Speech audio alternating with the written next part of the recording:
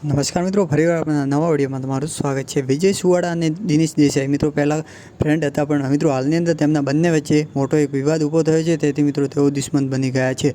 વિજય સુવાળા અને મિત્રો દિનેશ દેસાઈનો શું મેટર હતી તો જુઓ મિત્રો આ વિડીયોની અંદર વિજય સુવાળા અને દિનેશ દેસાઈ શું બોલી રહ્યા છે આ વિડીયોની અંદર જુઓ। અને મિત્રો દિનેશ દેસાઈ એવું કહી રહ્યા છે કે વિજય સુવાળાએ મને મારવા માટે કેટલાક લોકો મારા ઘરે મોકલ્યા હતા। મિત્રો તેમના સોશિયલ મીડિયા પર સીસીટીવી કેમેરાના વિડીયો પણ વાયરલ થઈ રહ્યા છે, તો મિત્રો શું વિડીયો સાચો છે ખોટો એ પણ જોવાનું રહેશે। અને મિત્રો બંને લોકો શું કહી રહ્યા છે આ વિડીયોની અંદર તે પણ આપણે જોઈશું। અને મિત્રો આ ચેનલ પર નવા હો તો અવશ્ય ચેનલને સબસ્ક્રાઈબ કરવાનું પણ ના ભૂલતા। 3-4 વર્ષથી મારા પાછળ પડી ગયો હતો, મને હેરાન કરતો હતો, મારા જોડે ખંડણી કરતો હતો, ઉઘરાણી કરતો હતો અને મને એવું કહેતો હતો કે મારી સત્તા બહુ છે, મારી પહોંચ બહુ ઊંચી છે અને હું ગમે તે કરીશ, હું તને ગમે ત્યાં ભરાઈ દઈશ, હું તને કાર્યક્રમો નહીં કરવા દઉં, સ્ટેજ ઉપર નહીં ચડવા દઉં। આ બધું એનું કરવા પાછળનું માત્ર એક જ કારણ છે કે અમારી સમાજની દીકરીઓને એ અવારનવાર હેરાન કરતો હતો, જેની ફરિયાદો 5 થી 6 મારા જોડે આવી, જે વિશે અમે સામાજિક કાર્યકરો એના ત્યાં મોકલ્યા। આ વાત એને ખટકી અને એને મને સીધી ધમકી આપી કે આ બાબતે કોઈ મારા ઘરે આવવું જોઈએ, મને કોઈ પ્રશ્ન પૂછવા જ નહીં અને સત્તાનો દુરુપયોગ કરીને આને અત્યારે મારા વિરુદ્ધ FIR દર્જ કરાઈ છે। પણ મિત્રો સમય અને સંજોગ જ્યારે પણ બનશે, હું લોકોને કહું છું કે આ મેટરમાં હું કોઈ ઇન્ટરફિયર હતો નહીં, હું હાજર નહોતો નહીં, માત્ર ખોટી ને ખોટી FIR દર્જ કરાઈ છે। નમસ્તે, હું દિનેશ દેસાઈ અડીસણાનું ભરું। આજે જે ભાઈ કલાકાર વિજય સુવાળાનો હમણાં છેલ્લો મેં વિડીયો જોયો, એમાં એમને ઘણી બધી વાતો કરી। એ વાતોની શું સત્યતા છે અને એમાં શું તથ્ય છે એ જણાવવા માટે આપ સમક્ષ હાજર થયો છું।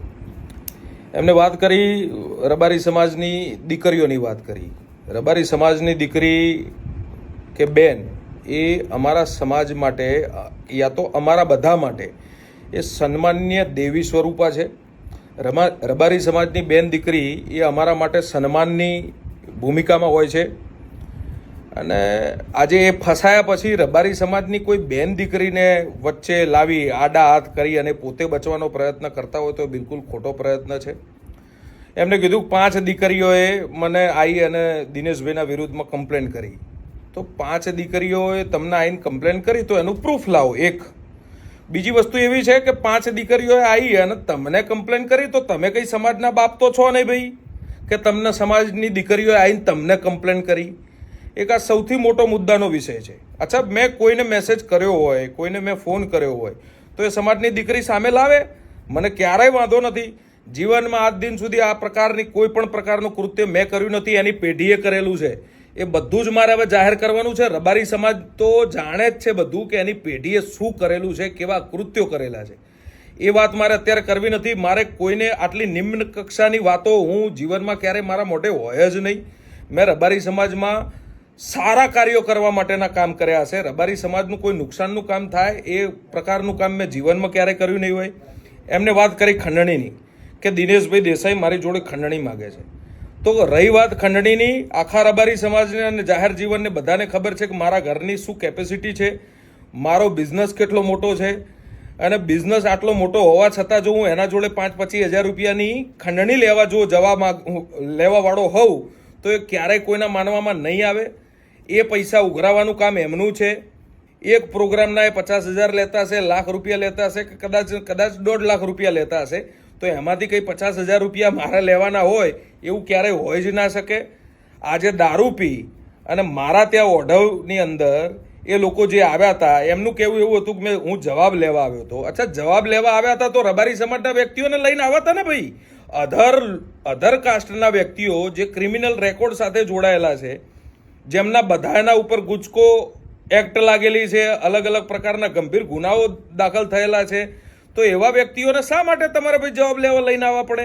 જવાબ લેવા આવ્યા હતા તો રબારી સમાજના લોકોને લઈને આવ્યા હતા। તમે રબારી સમાજના લોકોને તો લઈને આવ્યા નથી, દારૂ પીને આવ્યા છો તમે પોતે, એ પણ તમે અને નહીં એ સીસીટીવીમાં દેખાય છે। તમે એવું કહો છો કે હું ત્યાં ગયો જ નથી, તમારું મોબાઈલ લોકેશન ત્યાંનું બોલે છે, તમે સીસીટીવીમાં દેખાવ છો। એ બીજા સીસીટીવી તમે જે પબ્લિશ થયેલા સીસીટીવી જે જોવો છો ને એના ઉપર એટલું ના વિચારી લેશો કે હું એમાં નથી દેખાતો, એ સિવાયના બીજા સીસીટીવી હજુ અમારી જોડે છે।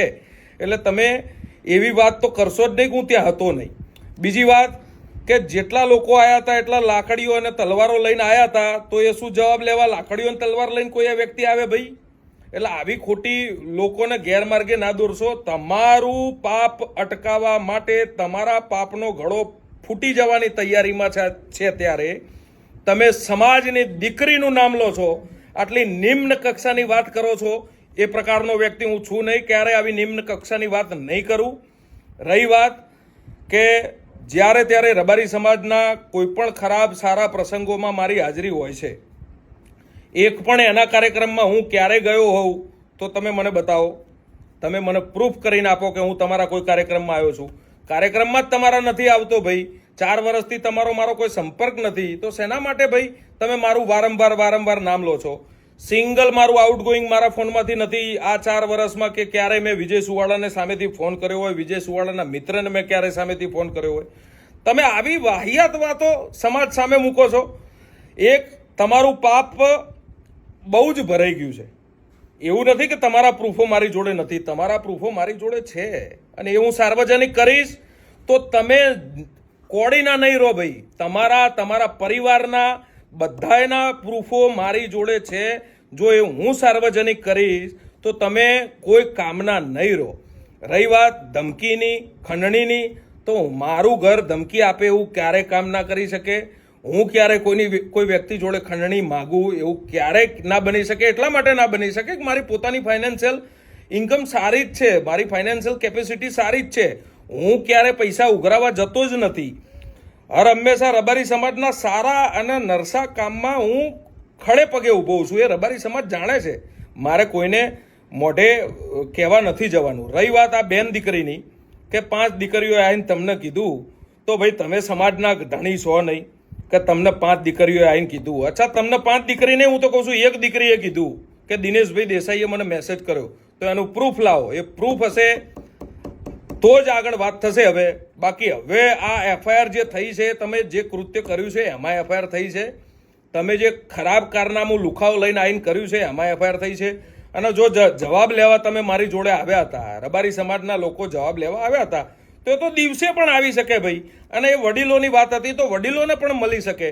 તમે લુખ્ખા અને જે ગંભીર ગુનાઓ આચરેલા લોકોને તમે મારા ત્યાં લઈને આવ્યા હતા, તો તમે જવાબ લેવા નથી આવ્યા. જવાબ લેવા આવ્યા વાળો માણસ લાકડી અને તલવાર લઈને પણ ના આવે. એ બધા સીસીટીવી પણ છે જ ભાઈ. અને જવાબ લેવા વાળો 20 ગાડી, 9 બાઇક અને 1 રિક્ષા, એમાં બીજી જ્ઞાતિના લોકોને લઈને જવાબ લેવા આવવાનો અધિકાર તમારો નથી ભાઈ. એટલે આ વિડીયોના માધ્યમથી રબારી સમાજને હું વિનંતી કરું છું, સાચું શું છે, સારું શું છે, ખરાબ શું છે, આપ સૌ જાણો છો. આ વિડીયોના માધ્યમથી એટલી લાગણી દર્શાવું છું કે જો રબારી સમાજ માટે મેં ક્યારેય પણ નાનું મોટું કામ કર્યું હોય તો મને આપનો આશીર્વાદ, આપનો પ્રેમ દર્શાવજો. આભાર, ધન્યવાદ.